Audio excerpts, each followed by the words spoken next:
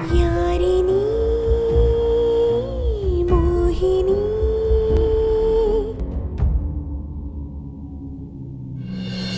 ಈ ಪೇಪರ್ಸ್ ಎಲ್ಲ ರೆಡಿ ಮಾಡಿ ನಿಮ್ಮ ಕಡೆ ಕೊಟ್ಟಿದ್ಯಾರು? ನಮ್ಮ ಯಜಮಾನ್ರು ಚಿಕ್ಕಮ್ಮ ಸರ್. ಅದಲ್ಲದೆ ಈ ವಿಚಾರನೆಲ್ಲ ನೋಡ್ಕೊಳ್ಳೋದಕ್ಕೆ ಒಂದು ಲಾಯರ್ನ ಬೇರೆ ಇಟ್ಟಿದ್ದಾರೆ. ಇದನ್ನೆಲ್ಲ ನೋಡ್ತಾ ಇದ್ರೆ ನಿಮ್ಮ ಯಜಮಾನರನ್ನ ಯಾರೋ ಯಾಮಾರಿಸಿದ್ದಾರೆ ಅಂತ ಅನಿಸ್ತಾ ಇದೆಯಲ್ಲ.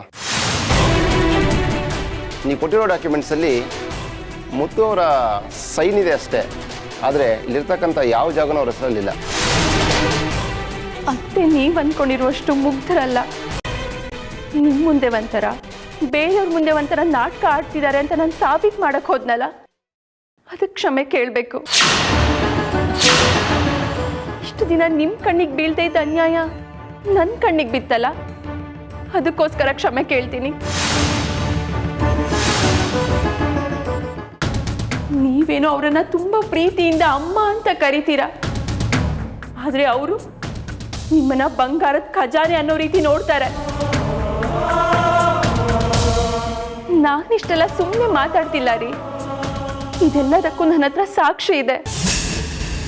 ನಿಮ್ಮ ಹೆಸರಲ್ಲಿ ಜಮೀನು ತಗೊಂಡೆ, ದಾನ ಧರ್ಮ ಮಾಡಿದೆ ಅಂತೆಲ್ಲ ಹೇಳ್ತಿದ್ರಲ್ಲ, ಆ ದುಡ್ಡೆಲ್ಲ ಎಲ್ಲಿಗೆ ಹೋಗಿದೆ ಅಂತ ಗೊತ್ತಾ ನಿಮಗೆ?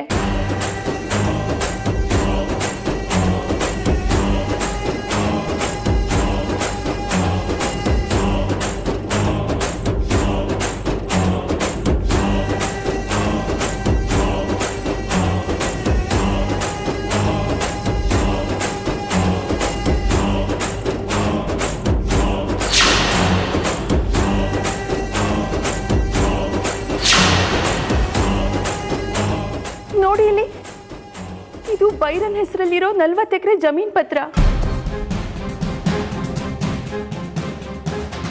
ಇದಷ್ಟೇ ಅಲ್ಲ, ಇಲ್ಲಿ ನೋಡಿ ಶರ್ಮಿಳಾ ಹೆಸರಲ್ಲಿರೋ ಮಳಿಗೆ ಪತ್ರ. ಇವಾಗಾರು ನನ್ನ ಮೇಲೆ ನಂಬಿಕೆ ಬಂತ ನಿಮ್ಗೆ? ನಾನು ಹೇಳ್ತಿರೋ ಆಧಾರ ಸರಿ ಇದೆಯೋ ಇಲ್ವೋ ಅಂತ ನೀವೇ ಒಂದ್ಸಲ ನೋಡ್ಬಿಟ್ಟು ಹೇಳಿ. ನಮಗ್ ಗೊತ್ತಿಲ್ಲದೆ ಇರೋ ಜಾಗದಲ್ಲಿ 4 ಜನ ಮಕ್ಕಳ ಹೆಸರಲ್ಲಿ ಜಮೀನು ತಗೊಂಡಿದ್ದಾರೆ. ಆ ವಿಷಯ ಗೊತ್ತಾ ನಿಮ್ಗೆ? ಅದಕ್ಕೆ ದುಡ್ಡೆಲ್ಲ ಎಲ್ಲಿಂದ ಬಂತು? ಎಷ್ಟು ಬ್ಲ್ಯಾಂಕ್ ಚೆಕ್ಗೆ ಸೈನ್ ಹಾಕಿದೀರಾ ಅಂತ ಗೊತ್ತಾ ನಿಮ್ಗೆ? ಆ ಹಣ ಎಲ್ಲ ಎಲ್ಲಿಗೆ ಹೋಯ್ತು ಅಂತನಾದ್ರೂ ಗೊತ್ತಾ? ನಾನಿಷ್ಟು ದಿನ ಹೇಳಕ್ ಬಂದಿದ್ದು ಅದೇನೆ. ನಿಮ್ಗೆ ಗೊತ್ತಿಲ್ಲದೆ ಹಾಗೆ ಎಲ್ಲೋ ನಿಮ್ಗೆ ಮೋಸ ಆಗ್ತಿದೆ ಅಂತ ಅನಿಸ್ತಿಲ್ಲ? ನೀವು ನೋಡಿದ್ರೆ ಊಹೆ ಮಾಡೋಕ್ಕೂ ಆಗದೆ ಇರುವಷ್ಟು ಪ್ರೀತಿ ಇಟ್ಕೊಂಡಿದ್ದೀರಾ, ಅಷ್ಟೊಂದು ನಂಬಿಕೆ ಇಟ್ಕೊಂಡಿದ್ದೀರಾ. ಆದರೆ ಅದೇ ನಂಬಿಕೆ ಅವರಿಗೂ ಇರಬೇಕಲ್ವಾ? ಪ್ರೀತಿ ಕೊಟ್ಟವರಿಗೆ ವಾಪಸ್ ಯಾಕೆ ಪ್ರೀತಿ ಸಿಗಲ್ಲ ಅಂತ ನಿಮ್ಮನ್ನು ನೋಡಿದ್ರೆ ಗೊತ್ತಾಗ್ತಿದೆ. ನೀವು ಮನುಷ್ಯರು ಪ್ರೀತಿ ವಿಶ್ವಾಸ ಅನ್ನೋದಕ್ಕೆ ಬೆಲೆ ಕೊಡ್ತೀರಾ, ಆದರೆ ಅವರು ಮನುಷ್ಯರಿಗಲ್ಲ. ಆಸ್ತಿ, ಮನೆ, ಹಣ, ಅಂತಸ್ತು, ಬರೀ ಇದಕ್ಕೆ ಬೆಲೆ ಕೊಡ್ತಾರೆ. ಇವಾಗ ಹೇಳಿ, ಯಾರು ನಾಟಕ ಮಾಡ್ತಿದ್ದಾರೆ ಅಂತ? ಇದಕ್ಕಿಂತ ಆಧಾರ ಬೇಕಾ ನಿಮಗೆ ನಂಬೋದಕ್ಕೆ? ಯಾಕ್ರಿ ಇನ್ನು ಸೈಲೆಂಟ್ ಆಗಿದ್ದೀರಾ? ಏನಾದ್ರು ಮಾತಾಡ್ರಿ.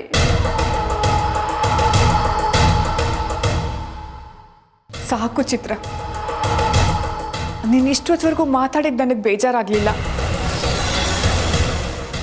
ಈ ಆಧಾರನೆಲ್ಲ ದುಡ್ಡು ಕೊಟ್ಟು ತಗೊಂಡು ಬಂದಿದೆಯಲ್ಲ, ಅದು ನನ್ನ ಮನಸ್ಸಿಗೆ ತುಂಬ ನೋವಾಗಿತ್ತು. ಹೀಗೆಲ್ಲ ಸುಳ್ಳು ಆಧಾರ ತಗೊಂಡು ಬಂದು ಇನ್ನೊಬ್ಬರ ಮನಸ್ಸಿನ ಜೊತೆ ಆಟ ಆಡಬಾರ್ದಮ್ಮ. ನಿನ್ನ ಹೊಟ್ಟೆಯಲ್ಲಿ ಜಮೀನ್ದಾರರ ವಂಶದ ಕುಡಿ ಬೆಳೀತಾ ಇದೆ. ನೀನು ಇದನ್ನೆಲ್ಲ ತಲೆಗೆ ಹಾಕ್ಕೋಬೇಡ. ನಿನಗೆ ನಾನು ಈ ಮನೇಲಿರೋದು ಇಷ್ಟ ಇಲ್ಲ ಅಂತ ನೇರವಾಗಿ ಹೇಳಿದರೆ ನಾನಾಗಲೇ ಹೊಟ್ಟೋಗ್ತಾ ಇದ್ದೆ. ಆದರೆ ಮುತ್ತುಗೆ ಒಂದು ಮಾತು ಹೇಳ್ಬಿಟ್ಟು ಹೋಗೋಣ ಅಂತ ಉಳ್ಕೊಂಡೆ. ಮುತ್ತು ನೀನು ಬರೋ ತನಕ ನಾನು ಯಾಕೆ ಕಾಯ್ತಾ ಇದ್ದೆ ಗೊತ್ತಾ? ಕಡೆದಾಗ ನಿನಗೆ ಹೇಳ್ಬಿಟ್ಟು ಹೋಗಬೇಕು ಅಂತ. ನನಗೊಂದು ಸಹಾಯ ಮಾಡ್ತೀಯಾ? ನನ್ನನ್ನು ಕಾಶಿಗೆ ಕರ್ಕೊಂಡು ಹೋಗ್ಬಿಟ್ಬಿಡು. ಅಲ್ಲಿ ತುಂಬ ಜನ ವಯಸ್ಸಾಗಿರೋರು ಇರ್ತಾರಂತೆ, ಊಟನೂ ಹಾಕ್ತಾರಂತೆ. ನನ್ನ ಕೊನೆ ಉಸಿರೋವರೆಗೂ ಭಗವಂತನ ಧ್ಯಾನ ಮಾಡ್ಕೊಂಡು ಅವನ ಸಣ್ಣದಿಲ್ಲೇ ಪ್ರಾಣ ಬಿಟ್ಬಿಡ್ತೀನಿ. ಇದು ನನ್ನ ಕಡೆಯ ಆಸೆ ಮುತ್ತು, ಇದು ನೆರವೇರಿಸ್ತೀಯ? ಈ ಜನ್ಮದಲ್ಲಿ ನಿನ್ನ ಋಣ ತೀರ್ಸಕ್ಕಾಗಲಿಲ್ಲ, ಮುಂದಿನ ಜನ್ಮದಲ್ಲಿ ನಿನ್ನ ಮಗಳಾಗಿ ಹುಟ್ಟಿ ನಿನ್ನ ಋಣ ತೀರಿಸ್ತೀನಿ.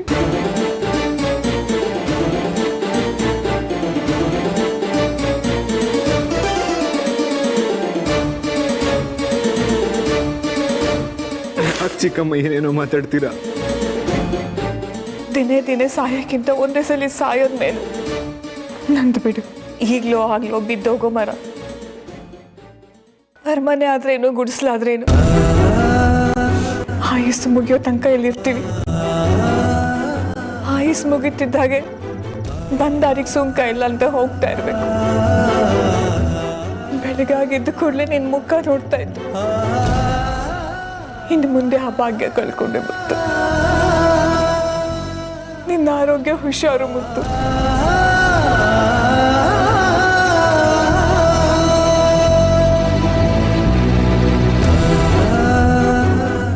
ಮಗಳೇ, ನಿನ್ನ ಹೊಟ್ಟೆಲಿ ನಮ್ಮ ವಂಶದ ಕುಡಿ ಬೆಳೀತಾ ಇದೆ. ನನ್ನ ಮೇಲಿನ ಗೊಬ್ಬಕ್ಕಾದಕ್ಕೇನು ಮಾಡಬೇಡ, ಚೆನ್ನಾಗಿ ನೋಡ್ಕೊ. ಬರ್ತೀನಿ.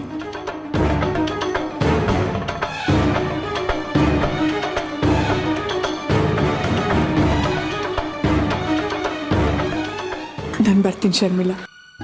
ಅಮ್ಮ ಪ್ಲೀಸ್ ಅಮ್ಮ, ಹೋಗ್ಬೇಡ ಅಮ್ಮ ಪ್ಲೀಸ್. ನಮಗೆ ನಿನ್ ಬಿಟ್ರೆ ಇನ್ಯಾರು ಗತಿ ಇದ್ದಾರಮ್ಮ? ನಮ್ಮನ್ ಬಿಟ್ಟು ಹೋಗ್ಬೇಡ ಅಮ್ಮ ಪ್ಲೀಸ್ ಅಮ್ಮ. ಅಮ್ಮ ಅಮ್ಮ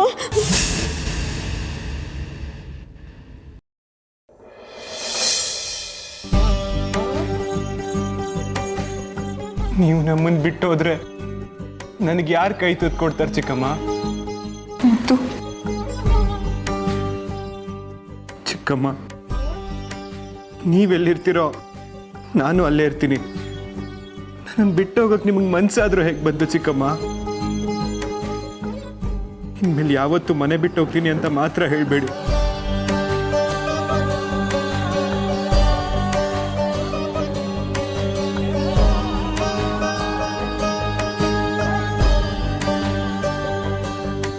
ಚಿತ್ರ, ಆ ಪೇಪರ್ಸ್ ಕೊಡಿಲಿ. ನಿನಗೆ ಕೇಳ್ತಿರೋದು, ಆ ಪೇಪರ್ಸ್ ಕೊಡಿಲಿ.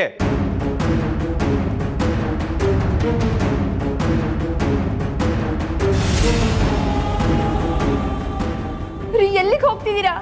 ನನ್ನ ಮಾತು ಕೇಳಿ ಇಲ್ಲಿ ರೀ.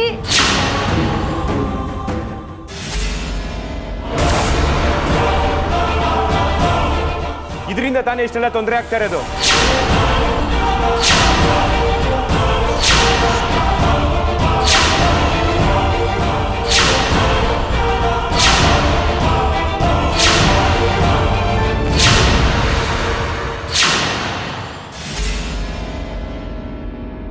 ಈ ಮನೆ ಆಸ್ತಿ ಅಂತಸ್ತಿಗಿಂತ ನನಗೆ ನೀವು ಮುಖ್ಯ ಚಿಕ್ಕಮ್ಮ.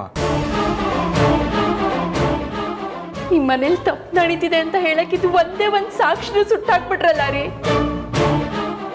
ನಿಮ್ಗೆ ಇನ್ನೂ ನನ್ನ ಮಾತಿನ ಮೇಲೆ ನಂಬಿಕೆ ಬಂದಿಲ್ಲ ಅಲ್ವಾ? ಈಗ ಹೇಳ್ತೀನಿ ಕೇಳಿ. ನಮ್ಗೆ ಹುಟ್ಟೋ ಮಗು ಮೇಲೆ ಆಣೆ ಮಾಡಿ ಹೇಳ್ತಾ ಇದ್ದೀನಿ, ನಿಮ್ ಚಿಕ್ಕಮ್ಮ ಒಳ್ಳೆಯವ್ರಲ್ಲ. ಮಗು ಮೇಲೆ ಆಣೆ ಮಾಡ್ತಿದ್ಯಾ ಅಂದ್ರೆ ನೀನ್ ಎಲ್ಲದಕ್ಕೂ ಸಿದ್ಧವಾಗಿದ್ಯಾ ಅಂತ ನನ್ಗೆ ಅರ್ಥ ಆಯ್ತು. ನೀನೇ ಅಲ್ಲ, ಈ ಮನೇಲಿ ಯಾರೇ ಚಿಕ್ಕಮ್ಮನ ವಿರುದ್ಧ ಮಾತಾಡೋದಾಗ್ಲಿ, ಅವ್ರ ಬಗ್ಗೆ ಅಗೆ ಸಾಲ್ಸೋದಾಗ್ಲಿ ಮಾಡಿದ್ರೆ ಅವ್ರು ಈ ಮನೇಲಿರೋ ಅವಶ್ಯಕತೆ ಇಲ್ಲ. ಬಾಗ್ಲು ಸದಾ ತೆಗ್ದಿರುತ್ತೆ, ಅವ್ರು ಇಲ್ಲಿಂದ ಹೋಗ್ತಾ ಇರ್ಬೋದು.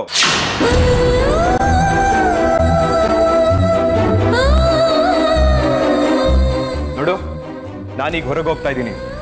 ನಾನು ವಾಪಸ್ ಬರೋ ಅಷ್ಟರಲ್ಲಿ ನೀನು ಬದಲಾಗಿರ್ಬೇಕು. ಒಂದ್ ವೇಳೆ ನೀನು ಬದಲಾಗ್ಲಿಲ್ಲ ಅಂದ್ರೆ ನನ್ನನ್ನು ಜೀವಂತವಾಗಿ ನೋಡಲ್ಲ.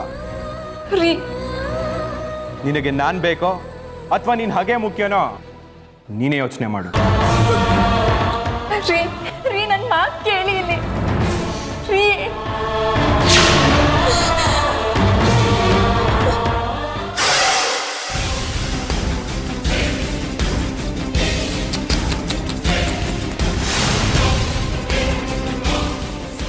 ಹೀಗಾಗಬಾರ್ದಾಗಿತ್ತು.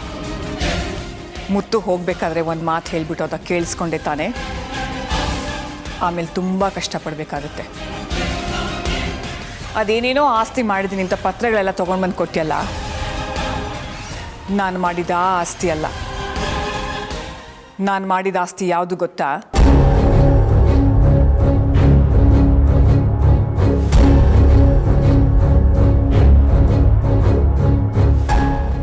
ಇಪ್ಪತ್ತೈದು ವರ್ಷಗಳಿಂದ ಮುತ್ತುನ ನನ್ನ ಕಿರುಬೆರಳಲ್ಲಿ ಆಡಿಸ್ತಿದ್ದೀನಿ.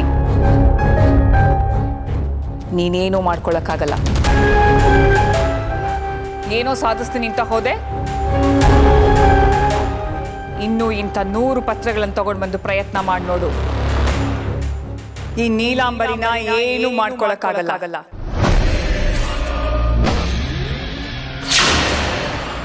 ಆಗ್ಲೂ ನೀನು ಇದನ್ನೇ ಅನುಭವಿಸ್ತೀಯ. ಬಿರುಗಾಳಿ ವಿರುದ್ಧ ಹೋದ್ರೆ ಕಣ್ಣಿಗೆ ಕಾಣದೇ ಇರೋಷ್ಟು ದೂರ ತಗೊಂಡೋಗಿ ಬಿಸಾಕುತ್ತೆ. ನಿನಗಾಗೋದು ಅದೇ.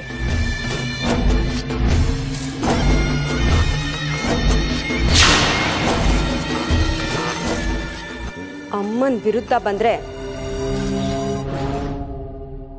ಸುಟ್ಟೋಗ್ತೀರಾ.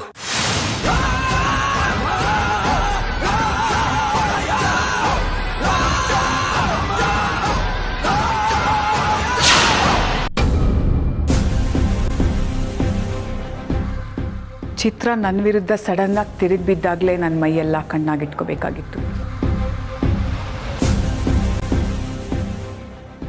ನನ್ನನ್ನು ಬೀಳಿಸ್ಬೇಕು ಅಂತ ತೋಡಿದ ಕೆಡ್ಡಾಗೆ ಅವಳನ್ನೇ ಬೀಳಿಸ್ಬೇಕು ಅಂತ ಅಂದ್ಕೊಂಡೆ. ನನ್ನನ್ನು ಸಿಕ್ಕಾಕ್ಸ್ಬೇಕು ಅಂತ ಅಂದ್ಕೊಂಡಿದ್ದ ಅವಳ ಭ್ರಮೆ ಆಗೇ ಉಳಿತು. ಆದ್ರೇನು, ನನಗೆ ಸ್ವಲ್ಪ ನೆಮ್ಮದಿ ಹಾಳಾಯಿತು ಅಷ್ಟೇ. ಅವಳಿದ್ರೆ ತಾನೇ ಇದೆಲ್ಲ ನಡೆಯೋದು. ಅವಳೇ ಇಲ್ಲದೆ ಹೋದ್ರೆ, ಅದಕ್ಕೆ ಒಂದು ಒಳ್ಳೆ ಮುಹೂರ್ತನ ಫಿಕ್ಸ್ ಮಾಡಿದೆ.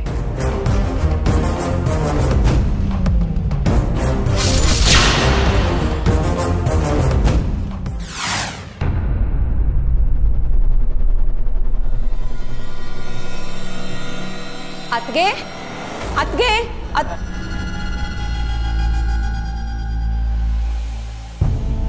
ಅತ್ಗೆ ಏನತ್ಗೆ ನೀವು? ನಾನು ಆಗ್ಲಿಂದ ಕರಿತಾ ಇದ್ದೀನಿ, ಏನು ಮಾತಾಡೇ ಇಲ್ವಲ್ಲ. ಅತ್ಗೆ ಇವತ್ತೇನೇನು ಇಷ್ಟನೋ ಅದೆಲ್ಲ ಅಡ್ಗೆ ಮಾಡಿದ್ದೀನಿ ನಿಮ್ಗೋಸ್ಕರ. ಬನ್ನಿ ಅತ್ಗೆ, ಊಟ ಮಾಡಿ. ಕೊನೆ ಸಾರಿನಾ? ಏನತ್ಗೆ? ಎಲ್ಲರದ್ದು ಊಟ ಆಯ್ತಾ ಅಥವಾ ನಾನೇ ಕೊನೆಯವಳ ಅಂತ ಕೇಳಿದೆ. ಇಲ್ಲ ಅತ್ಗೆ, ನೀವು ಬಸ್ರಿ ಅಲ್ವಾ, ಅದಕ್ಕೆ ಮೊದಲು ನೀವೇ ಊಟ ಮಾಡಬೇಕು, ಕರ್ಕೊಂಡು ಹೋಗೋಣ ಅಂತ ಬಂದೆ. ಮೊದಲೇ ಮುಗಿಸ್ಬಿಡೋಣ ಅಂತನಾ? ಅಲ್ಲ, ಊಟ ಎಲ್ಲ ನನಗೆ ಬಡಿಸಿ ಮುಗಿಸ್ಬಿಡ್ತೀಯಾ ಅಂತ ಕೇಳಿದೆ ಅಷ್ಟೆ.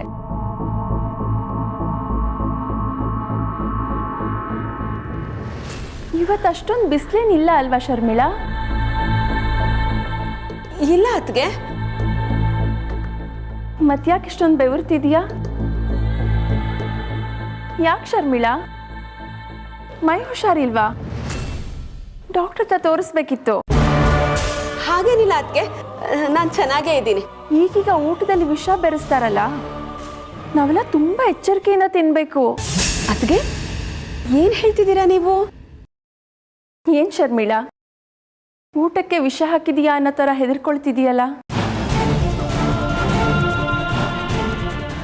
ಅಲ್ಲ, ಇತ್ತೀಚೆಗೆ ಹಣ್ಣು ತರಕಾರಿಗೆಲ್ಲ ಕೆಮಿಕಲ್ಸ್ ಹಾಕಿ ಅದೇನೋ ಕಲಬೆರಕೆ ಮಾಡ್ತಿದಾರಲ್ಲ, ಅದ್ರ ಬಗ್ಗೆ ಮಾತಾಡ್ತಿದ್ದೀನಿ. ಯಾವುದಕ್ಕೂ ನಾವು ತುಂಬ ಎಚ್ಚರಿಕೆಯಿಂದ ಇರಬೇಕಷ್ಟೆ. ಅತ್ಗೆ ಊಟ ಮಾಡ್ತಾ ಮಾಡ್ತಾ ಮಾತಾಡ್ಬೋದಲ್ವಾ ಅತ್ಗೆ? ಬನ್ನಿ ಮಾತಾಡೋಣ. ಇನ್ನೇನು ನಿಮ್ಮ ಅಣ್ಣ ಬಂದ್ಬಿಡ್ತಾರೆ, ಎಲ್ಲರೂ ಒಟ್ಟಿಗೆ ಕೂತ್ಕೊಂಡು ಊಟ ಮಾಡೋಣ. ಅಣ್ಣನಾ? ಅಣ್ಣ ಊಟಕ್ಕೆ ಬರಲ್ಲ ಅಂತ ಹೇಳಿದ್ರಲ್ವಾ? ಇಲ್ಲ ಶರ್ಮಿಳಾ, ನಾನು ಇವಾಗಷ್ಟೇ ಕಾಲ್ ಮಾಡಿದ್ದೆ, ಎಲ್ಲ ಕೆಲಸ ಮುಗೀತಂತೆ, ಇನ್ನೇನು ಬಂದ್ಬಿಡ್ತಾರೆ. ಅಣ್ಣನೂ ಬರ್ತಿದಾರಾ? ಸರಿ ಅತ್ಗೆ. ಶರ್ಮಿಳಾ, ಎಲ್ಲಿಗೆ ಹೋಗ್ತಿದ್ಯಾ ಶರ್ಮಿಳಾ? ಏನಿಲ್ಲ ಅದಕ್ಕೆ, ಅದು ಕೆಲಸ. ಪರವಾಗಿಲ್ಲ, ನಿಂತ್ಕೋ, ಮಾತಾಡೋಣ. ಪರವಾಗಿಲ್ಲ ಅದಕ್ಕೆ, ನಂಗೆ ಸ್ವಲ್ಪ ಕೆಲಸ ಇದೆ. ನಿಮ್ಮ ಅಣ್ಣಂಗೆ ಬಿಸಿ ಬಿಸಿ ಊಟ ಮಾಡಿ ಅಭ್ಯಾಸ. ಮೊದಲು ಅವ್ರು ಊಟ ಮಾಡಲಿ, ಆಮೇಲೆ ನಾವೆಲ್ಲ ಸೇರಿ ಮಾಡೋಣ. ಅರೆ, ಅದೇ ಬಂದ್ರು. ಏನಾಯ್ತು ಶರ್ಮಿಳಾ? ಏನಿಬ್ರು ಹೀಗೆ ನಿಂತಿದ್ದೀರಾ? ಅಣ್ಣ, ಅದು ಅದಕ್ಕೆ ನಾವು ಊಟಕ್ಕೆ ಕರ್ಕೊಂಡು ಹೋಗೋಣ ಅಂತ ಬಂದೆ ಅಣ್ಣ. ಹೌದಾ? ಊಟಕ್ಕೆ ಕರಿಯಕ್ಕೆ ಬಂದಿಲ್ಲ ರೀ, ನನ್ನನ್ನು ಮೇಲಕ್ಕೆ ಕಳ್ಸಕ್ಕೆ ಬಂದಿದ್ದಾರೆ.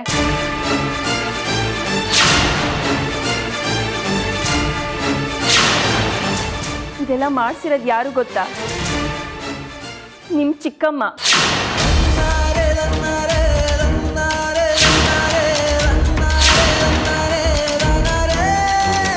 ಚಿಕ್ಕಮ್ಮ ಹೇಳ್ದಾಗೆ ಶರ್ಮಿಳಾ ಕೇಳ್ತಿದ್ದಾಳೆ ಅಷ್ಟೇ.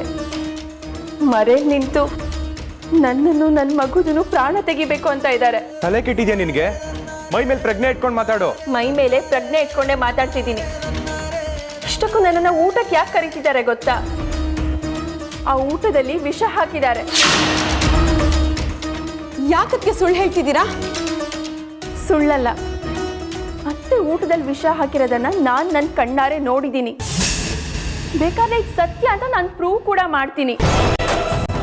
ಊಟನ ತಗೊಂಡು ಹೋಗಿ ಲ್ಯಾಬ್ ಟೆಸ್ಟ್ ಮಾಡಿಸಿದೆ, ಅದ್ರಲ್ಲಿ ವಿಷ ಇದೆಯೋ ಇಲ್ವೋ ಅಂತ ಗೊತ್ತಾಗುತ್ತೆ. ಅದನ್ನ ಬಿಟ್ಟು ಮುಟ್ಟಾಳ್ರ ಥರ ಎಲ್ಲದನ್ನು ನಂಬ್ಕೊಂಡಿರ್ಬೇಡಿ.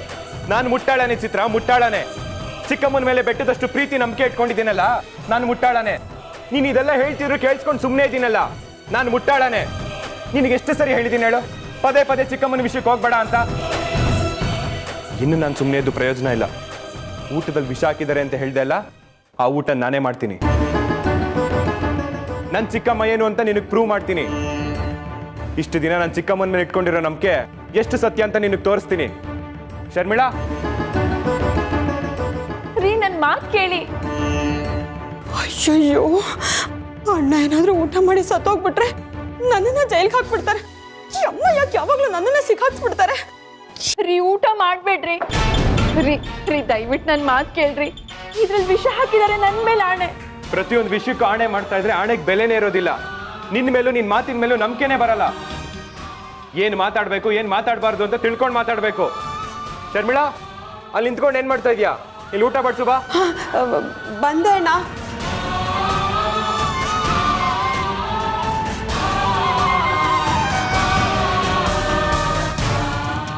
ಅಣ್ಣ,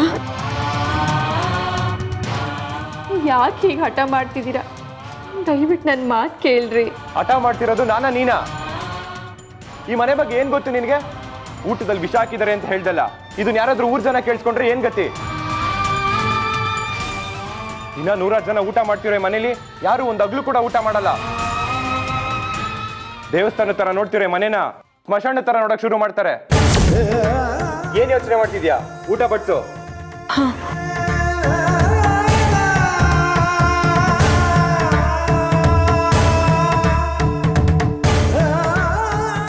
ಒಂದು ನಿಮಿಷ ಮುತ್ತು.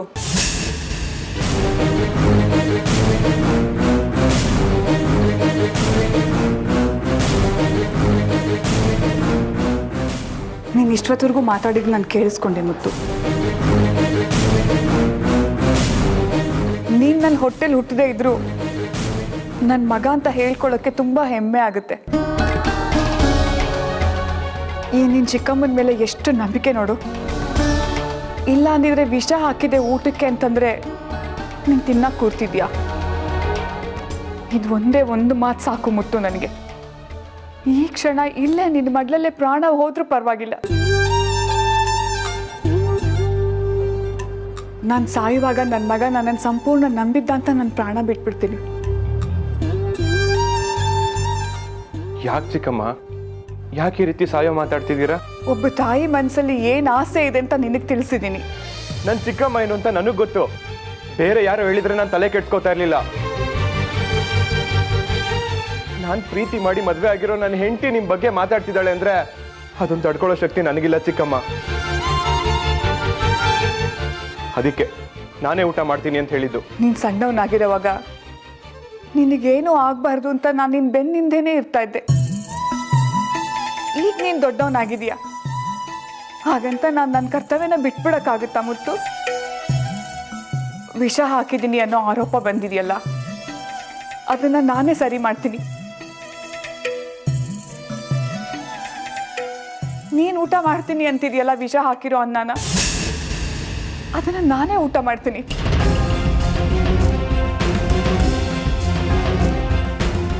ನಂಬಿಕೆನ ಹೇಳಿ ಕೇಳಿ ಪಡ್ಕೊಳ್ಳೋದಲ್ಲ, ಅದನ್ನ ಗಳಿಸ್ಕೋಬೇಕು.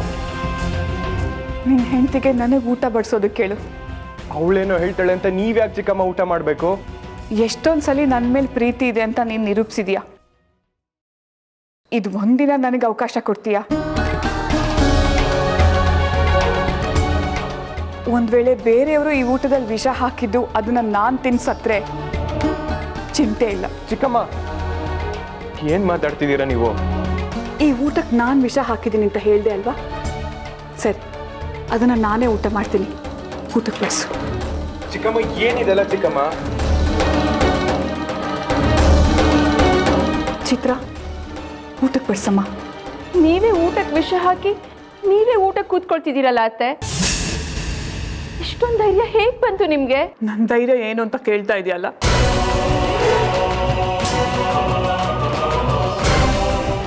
ನಿಂತಿದ್ದಾನಲ್ಲ, ಅವನೇ ನನ್ನ ಧೈರ್ಯ. ಇವನೊಬ್ಬ ಇದ್ರೆ ಸಾಕು ನನಗೆ.